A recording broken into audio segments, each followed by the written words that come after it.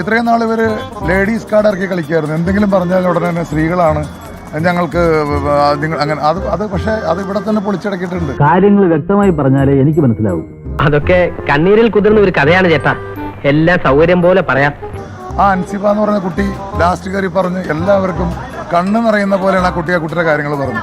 സത്യം പറഞ്ഞ വിഷമം കൊണ്ട് ചത്താലോന്ന് വരെ തീരുമാനിച്ചതാ. അയ്യോ, എന്നിട്ട് എന്ത് പറ്റി?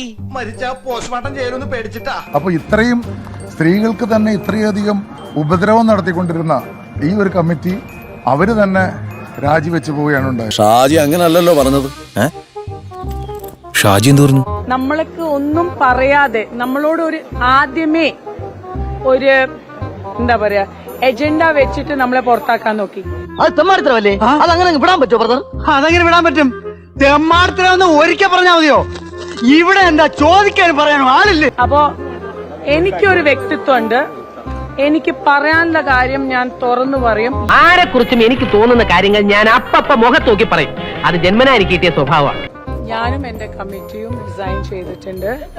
ഞാൻ പേഴ്സണലി ശ്വേത മേനൻ എന്ന അമ്മ എന്ന മെമ്പർഷിപ്പ് ഞാൻ ഇവിടെ റിസൈൻ ചെയ്യാണ്. പണിയെടുക്കാത്തൊരു പണിക്കാരനും വേണ്ടാത്ത പണിയെടുത്ത് ഷോക്കടിക്കാൻ ഞാനും എന്ന് ഇയാളെ പിരിച്ചു അല്ലെങ്കിൽ വേണ്ട, ഇയാളുടെ പണ്ടാണെങ്കിൽ ജോലി ഞാൻ രാജിവെച്ചേക്കണം.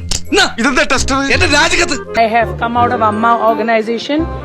അമ്മ ഓർഗനൈസേഷൻ പണ്ട് കുറച്ച് സ്ത്രീകൾ പറഞ്ഞ പോലെ ഇന്ന് എനിക്കും തോന്നി കുറ്റാരോപിതരായ ആൾക്കാരുടെ കയ്യിൽ വീണ്ടും പോവാൻ വേണ്ടിയുള്ള ഒരു ശ്രമമാണ്.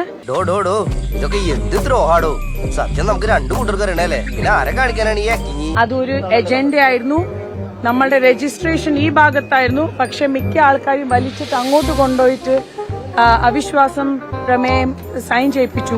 നിങ്ങൾ ഈ പറയുന്നതൊക്കെ ഞങ്ങൾ വെള്ളത്തിനായിട്ട് വിഴുങ്ങുന്നാണോ വിചാരിച്ചിരിക്കണേ?